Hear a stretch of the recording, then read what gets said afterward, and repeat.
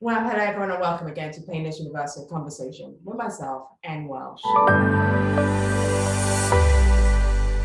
Today we'll be talking about the miracle mentality. Do you have that? Do you have what it takes to bring out the best version from your life? You've gone through a downtime in life, you've had difficulties, challenges, but never known how to move it from A to B. Well, my amazing guest, Tim Storey, will be telling you how he's managed to do this and become so successful at it. Let me tell you a little bit about Tim. Tim is an acclaimed author, speaker, and life coach, known for inspiring and motivating people of all walks of life, from entertaining executives, celebrity, and athlete, to adults and children in the most deprived neighborhoods in the country. He's traveled to over 75 countries and spoken to millions of people. He's often meets privately to high-profile leaders in various industries. Along with his rigorous speaking calendar and private-led coaching session, he appears on national radio and TV shows and has hosted exclusively Sunday morning series on the radio. He also leads the Congress Church, which meets weekly and provides spiritual insights and direction to people of diverse ages, background, and needs. His book, The Miracle Mentality, talks about overcoming toxic thoughts and negative thinking. He gives simple instructions and simple guidance on what you can do to find your joy and find positivity and take away those negative thoughts. He's received lots of praises for this book, and we'll be talking about it, why he wrote it, and how this book can help you, especially during the pandemic, to find your joy again and believe that everything you put your mind to can be achieved. Meet my amazing guest, Tim Storey, as we share his story. Well, hello everyone and welcome again to Painless Universal, a conversation with myself, Anne Welsh. Are you an entrepreneur? Have you been affected by the pandemic? Have you been affected by your life in general? Well, today's guest is here to answer your question. He's also here to tell you his own journey, his own life, where he's been, what's happened to him, and how he's managed to transform that to now. Meet my amazing, wonderful author, speaker, life coach, and a pastor as well, Tim Storey, as he tells us his story. Tim, how are you today? And your friend. Oh, yes, absolutely. How are you today, my dear friend? I'm doing good. So I'm in Southern California, and the weather is amazing. Wonderful. So I love to take walks early in the morning. So it was just so pretty outside and so nice. So I'm feeling good today. Well, we're out here in London, and today's weather, so whenever this goes out, everyone should know today's weather in London was 6 degrees. So it's cold, it's windy, and it's wet. So we have totally opposite weathers wherever we are. But I think we will take the sunshine with us in this conversation, and tomorrow will be a better day for us. But Tim, honestly, I'm truly amazed. I'm truly honored you took the time out to speak to us, because a lot of us who've read your bio, who's read anything about you, would say, how did he do it? Because that's always a critical question, because we see so many people make that jump of faith, and no one really goes behind the scene to really tell us that difficult, how it was truly done. But before we get started, who are you? I think I'm a man who's very calm. Yes, you are. Has a lot of peace in his mind, and whose creativity got cultivated and was able to impact a lot of people. Okay. When you say that, when you look at your background, because everyone who gets to this big show, we always have to dig into their background. When you look at your background, when you were a little boy growing up, what was life like? I started in Compton, California, 7 people in a 2-bedroom apartment. So that was cramped, crowded, probably a lot of stress because my parents were going through financial difficulty. But as children, we played off each other. And so there was a lot of joy between us. I'm the youngest of 5 children. We were very much into music. You would always hear Motown flowing through our house. And so in the midst of challenges, I was already thinking big. One writer says it this way, thinking big in small places. So even though we were cramped and crowded and confined, I was already thinking big. Yeah. So how did your difficult circumstances in your life as a child, how did that shape you? Because I know I had difficult circumstances in my various aspects of life. But mine was more through my chronic illness of dealing with sickle cell anemia. And I always look back, and that shaped me to the person I am today. When you look at that difficult circumstances, how did you find your joy within the environment you were growing up in? I think for me, there was 2 things that really shaped me. One is sports. So there was an older gentleman that, let's say I was 6 and he was 14, and I was friends with his brother who was more around my age. But this 14-year-old amazing athlete saw that I had promise. He saw me throwing the American baseball outside of my house, and he was like, whoa. And he says, like, how old are you? I said, 6. And then he asked my mom, can I tutor him? Like, Tim has something to him. So he brought in American football the next day, and I was just throwing it like I had been doing it a long time. So he mentored me for so many years, and sports became something that I became very good at. I think it like opened up doors for me in school. It opened up doors for me in life. Mm. But the second thing is spirituality, is that my parents took us to church since I was, just born. And I really connected to faith and to God. And so I think that the sports side helped keep me busy. The God side helped me become grounded and then grow. You said something in your interviews that you give out, typical about your teacher. How the teacher said something that really changed you. You never believed that you could go out of that life that you were living with your parents. And sometimes it's bred into us that you're born into this suffering, you're born into this poverty, even though you're having a beautiful life within your environment. But because no one is taking that leap of faith, but your teacher said something to you. Can you just share with us that what your teacher said that was so memorable to you? Yeah, because at the stage of life, prior to talking to my 6th grade teacher, which was when I was right at about 11 years of age, is that, no one in my family had ever gone to college. No one had ever finished college. A lot of my family members that were my cousins, they didn't even finish high school.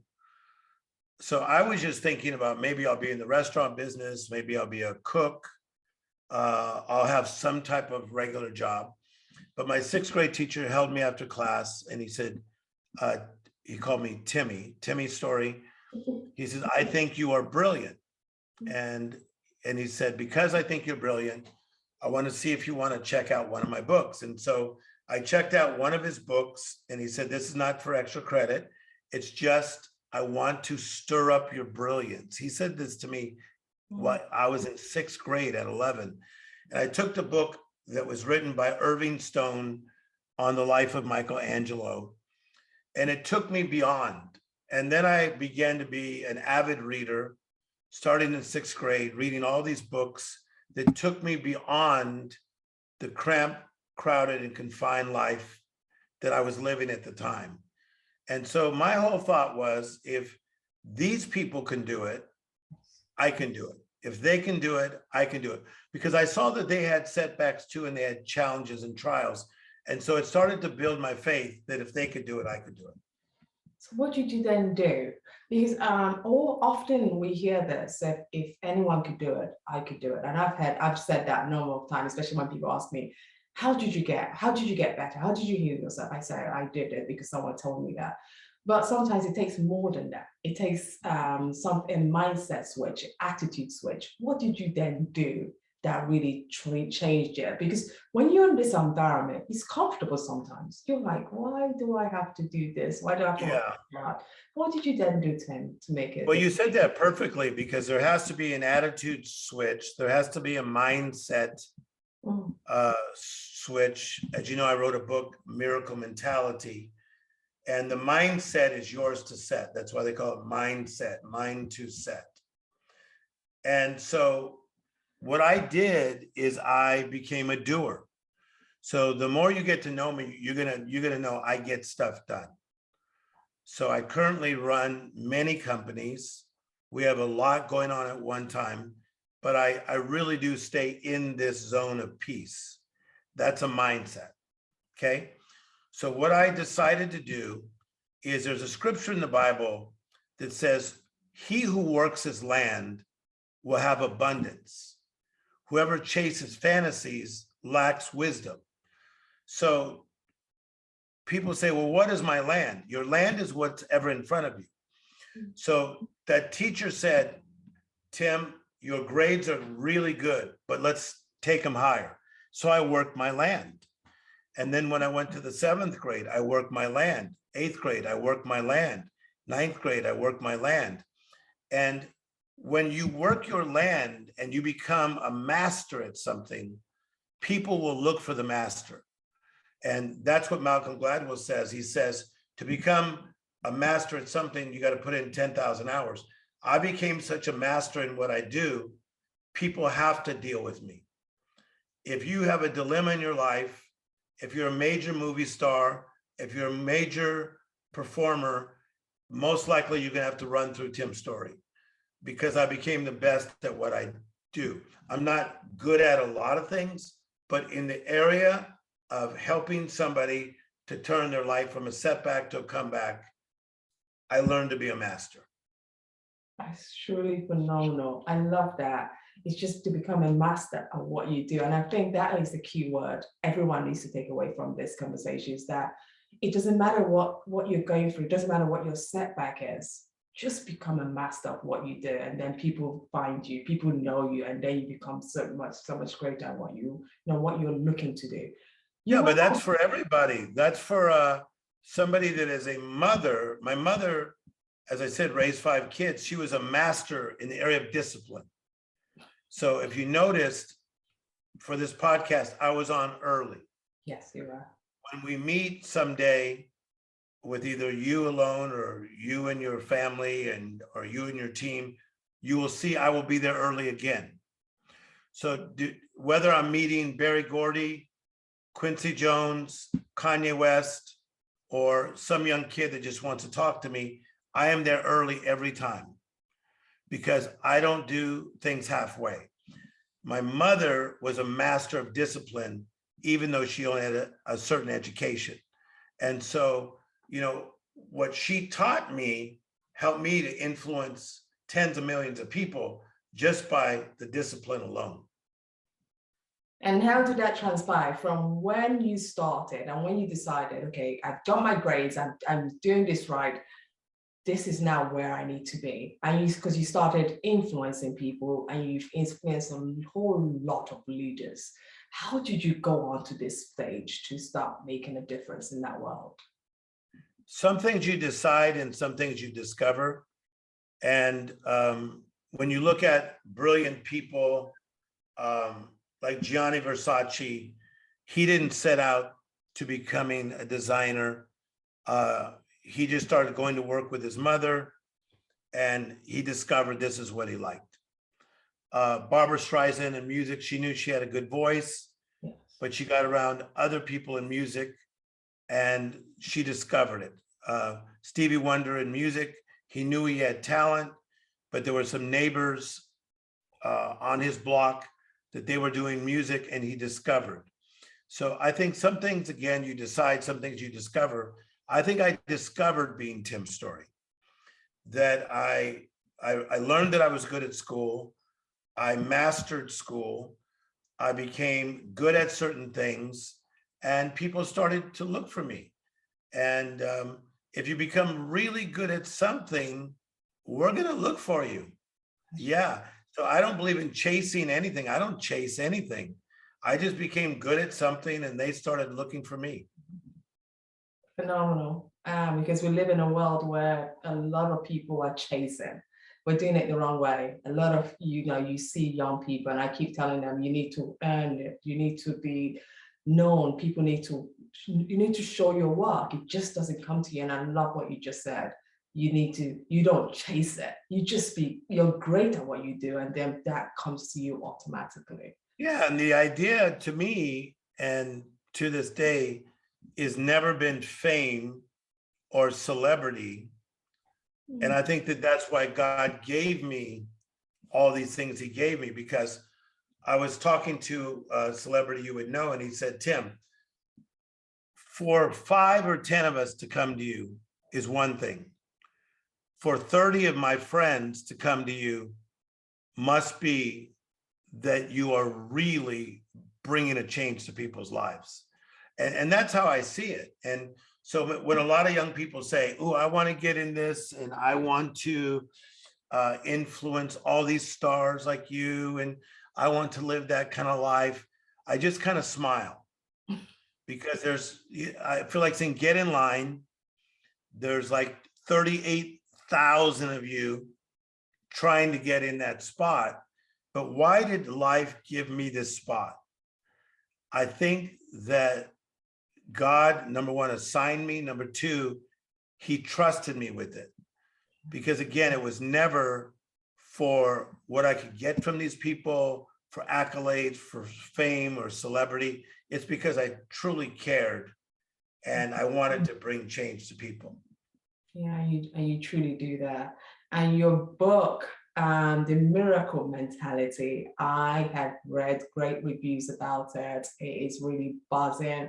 It came out the right time because the pandemic happened and so many people are so in need of a miracle mentality. It's just like your book is, you talk about overcoming toxic thoughts and negative thinking. And it's easy to follow instructions and simple guidance. Why did you decide to write this book? I wrote the book based on how I see life. That whenever I go and speak in different countries, I ask if I could speak to two groups, either to an orphanage or I want to go to addiction centers. So they may have me at a big event and it's me, John Maxwell, Les Brown, and they're like, what'd you do today? I went to an orphanage or I went to addiction centers. That's what I'm into. I love the underdog. And so the miracle mentality is, I found that in a lot of the addiction centers, a lot of people had lost their miracle mentality. A miracle is something extraordinary, uncommon, not normal. And I found that because of the mess and the madness that hit them, because of their addiction, they had lost the miracle mentality. But when I'd go to orphanages, 75 countries, as you said earlier, I would go to these countries like South Africa, Johannesburg, and go into tougher places. And I'd say to kids that were 5, 6, and 7, what do you want to be when you get older? A doctor. What do you want to be? The president. What do you want to be? I want to be like Beyonce. Now, one of them said, I want to be bankrupt 9 times. I want to be divorced 7 times. They had this miracle mentality. So the miracle mentality is about aligning yourself with the miracle mentality that is innate. I believe the miracle mentality is innate in every single person, and I have a gift to bring it out of you. And it's so important. I really do think, especially now, more than ever, this book you can't have written something so important, because so many people at that stage where they just feel, oh yes, I want to be a doctor, but anyway, this has just taken it away from me. There's just no hope. There is no jobs. Every day the inflation rate is going on. Everything is going wrong in society today. But with your book, it actually tells you, no matter what is going on in today's world, no matter what your circumstances has imprinted into you, there is still hope. You could still take your dream and take it to the next level. When you look back at your book, right, the challenging times in your life really lead you on to this, to writing this really big masterpiece. Yeah, I think that the book came out of more people wanting me to do this. In fact, I'm already getting a very large book deals on my desk that they want me to sign another one, and I'm going to hold off because I think this miracle mentality has the potential to be a book that lasts a lifetime, because it's a blueprint that you don't have to live in the mundane. The mundane is a status quo, the regular, like, how's your marriage? Okay. How are your kids? Okay. How's your job? Okay. So we don't have to live in the mundane. We definitely don't need to live in the messy, which is the disheveled. And we don't have to live in the madness. So I break down how to get back to the miracle mentality. And I'll just give you 3 quick points. Number 1, you have to become awake. Secondly, you have to take inventory. Okay, how is my life? How am I really doing? How am I doing in my mindset, physically, spiritually, my job, my finances, my family, my social life? So number 1, awake. Secondly, take inventory. Number 3, and this is where you're good at, partner with the right people. You got to partner with the right people. Absolutely. I totally agree. I read something about your book when I was reading some of the reviews, and it says you share roadmaps to, take away negative thinking. This is really your thing. It's taking away negative thinking, leading to bigger adventures, more opportunity, and deeper meaning within whatever life we're living in. So every day we wake up, life is filled with negativity, just from turning on the television, looking at our phone, comparing our life with one another. How do you do that? How would you explain how that, just in simple terms, how can that be done? Because this is something, even with my life, I always question it. How can that be done? Sometimes I just turn off television. I don't read anything because I just feel it's too much. It's too much. It's too much. But you're saying you're taking away that negative thinking, putting it into more positive way. How do you do that? A gentleman from Bulgaria last week in a very big seminar, he labeled me the master of common sense. So I'm gonna go with this because I'm gonna give you a common sense illustration. So when you drive in England at certain times of the year, if you take like a 2-hour drive and you're headed somewhere, certain times of the year, there are bugs that hit your windshield. Yes. So you're driving, you could be in the nicest car or a car that really needs assistance. Those bugs are going to hit your windshield. Yeah. That's how I see life. That in life, I could have the nicest car and I could be driving down the road, headed to a beautiful destination, but bugs are going to hit my windshield. So the bugs in the windshield will be maybe your child having trouble. Could be a health issue. Could be a marital issue. Could be a job issue. Could be a worldwide pandemic. Those are bugs in the windshield. So you can let those bugs become a delay, which is okay, because you have to slow down. Yeah. They could be a detour because you have to get off the road to get the bugs off the windshield. But some people turn bugs in the windshield into a disaster. And they're like, oh my gosh, there's so many bugs against the windshield. Welcome to life. I have bugs on my windshield.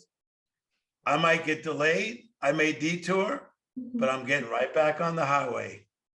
Oh gosh, that is a perfect way to analyze life. I have to use this in a highlight because I've never. You got to use it. Yeah, you never. And that's a Tim Storey original. Trust me. Oh, that is a phenomenal story, and that will be shared everywhere. Tim Tim Storey, original of the real meaning and how we should really see life, because a lot of times we look at life and we're not quite sure. We see the detour, we start panicking, we see all the negativity around us, we start panicking. Oh my God, this is horrible. And at the end of the day, you have to get to your destination. It's either you remain calm about it and deal with that challenge and keep going, or you keep panicking and that keeps slowing you down and takes away your interest. Oh my, Tim, this is truly amazing. I'm already enjoying this conversation so much. And I have to go on to this bit where you talk about the miracle mentality with Oprah. Everyone knows Oprah. She's a great inspirational for so many, especially her life story. You sat with her, you talked about this, and you said, I never chased something. And I thought, yeah. When my producer sent me this question and I saw this, I never chased something, because we live in a world where everyone is so busy chasing. In fact, we sometimes forget what we truly are doing because we're constantly chasing. And so I always felt like I was cooperating with what God and what the universe has set up for me. And I just thought, that is such a powerful word. I know we did talk about it briefly, but one thing I want to bring in is that the fact that you mentioned the word God is so, people underestimate how much the direction of your life truly depends on your faith, the universe, and God. Can you tell me a little bit about why God means so much to you in that quote there? Yes. So number one, Oprah Winfrey is a real friend of mine. We are friends. We do several projects together. I'm in her new book. I got interviewed with her, as you said, for Super Soul Sunday. I spoke with her for her Super Soul sessions with myself, Brene Brown, Deepak Chopra, many others. I did the Oprah cruise, which is fun to go cruise with Oprah. I'm in her Oprah magazines. We're working on other projects. We eat dinners together. We are friends. We laugh together. We dance together. She is my sister. So this conversation was based on us both being at her house, which is amazing, close to Santa Barbara. And she said, Tim, just me and her, I love when you say that you don't believe in chasing. Chasing something is like, you got to really see this. If we had a room and I said to you, okay, we're going to let go 7 rabbits, and they're fast rabbits, and you need to get all these rabbits back into the cage, but you've got 4 minutes to do it. Man, you'd be under tables, you would be on top of tables, you would be frustrated trying to catch rabbits. I see most people chasing rabbits. They are thinking, if I get that together, meet that person, do that. They're chasing rabbits. So I said to Oprah, I believe in cooperating. Ooh, what a powerful word. Absolutely. Unbelievable word. To cooperate, I simply want to become aligned with what God said about Tim Storey from Compton. And so this life that I live, right now I'm in 90 airports of the world, probably 15 times a day with 3-minute talks where I'm motivating, and you see text. I will have the first talk show in the history of talk shows in airports starting at the end of March through a company called Reach TV. I'm in over 7,000 hotel rooms every single day. We have 2 new TV shows coming out, slated to come out, big networks this year. All these things, I haven't chased one of them, not one. Again, master what you can master. Work your land, build your spot. Life will put the spotlight on your spot. They will come looking for you. Like after looking at you on some of the things you've done, because my assistant, who's really my vice president, Joseph, sent me some things on you. Then I said, I want to meet her and I want to collaborate. Now, you did not say that to me. I had that thought based on seeing your spirit, your context, and what you're doing. It's really amazing. I'm so proud of that, and I'm really honored to be talking to you today, because I mean, your work speaks volume. Your book is amazing and truly inspiring, especially in times like this. You know, when we talk about God, I have to bring him in again, because as a Christian, I want to ask you, how can we learn to listen to the calling of God when he's, you know, because sometimes a lot of people are wanting to go somewhere, and we forget that that destruction that happened in your life happened for a reason. It's actually Yeah. God's way of telling you that thing was not your direction to go. How would you tell, as a pastor as well, how do you tell your audience that you need to learn to listen and understand his calling? Yeah. So I think that number one, the idea of God, and then God the Father, God the Son, God the Holy Spirit, is complicated. It's very complicated. And I think that a lot of his followers have made it even more complicated. Like some of his salespeople, I don't know, we should probably take away their papers. So what I find in today's world is a lot of people, they want to minimize God and maximize the universe. So a lot of the languaging is about the universe, the universe, the universe. But I believe that God created all things. So God created the universe. He created us in his image. That's why we feel God-like, because we are created in his image. So to me, the way I look at God is I look at him as someone who does three things. He guides you. Well, if you don't want to be guided by God, that's your choice. He guards you, which is protection. That's your choice again. He governs you, which is administration. A lot of people say, don't try to guide me, don't try to guard me, and please don't try to govern me. I'm just open to the universe, and I'm just open to where it's leading me, when really there's a God who is the master of the universe. And so that's how I see it. God is my Father. He really likes me. And even when we do not do things perfectly, he totally gets it. God uses shaky people to do sturdy projects. There's not been one perfect person on this earth that's ever walked the earth since Jesus Christ. And we are all a work in progress. So if you would just look to God, talk to him as a friend that sticks closer than a brother, your life will become transformed. So what are your guidance? So I see in America, there's so much happening in the United States with the young Black people feeling insecure, feeling not knowing how to move and find their direction. What is your message? What direction and message of hope do you give to them to say, you know, I've been here, I know what you're talking about, and that you can move from this to that. What message, and how do you encourage these people to anyone going through a difficult time that this can be done? I think what's cool is it's working. So anywhere from working with people like Kanye West or P. Diddy, or some of the greatest African-American actors of our day, both young and old, being involved in the art space, being involved with some of the best people, even in the gaming world, that are African-American. It's working. So you have to say, okay, Tim, why is it working? Because I think that I'm very practical. And here's what I say. Number one, in your life, we always have to wake up. We have to wake up and say, what's going on in my life? Secondly, take inventory. How am I doing mentally? How's my mindset?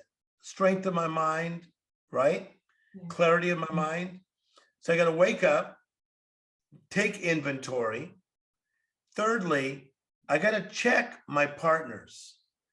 You got to check yourself before you wreck yourself, because I tell you, if you do not have the right people around you, I got big trouble. it's not going to work, people. They're going to pull you down.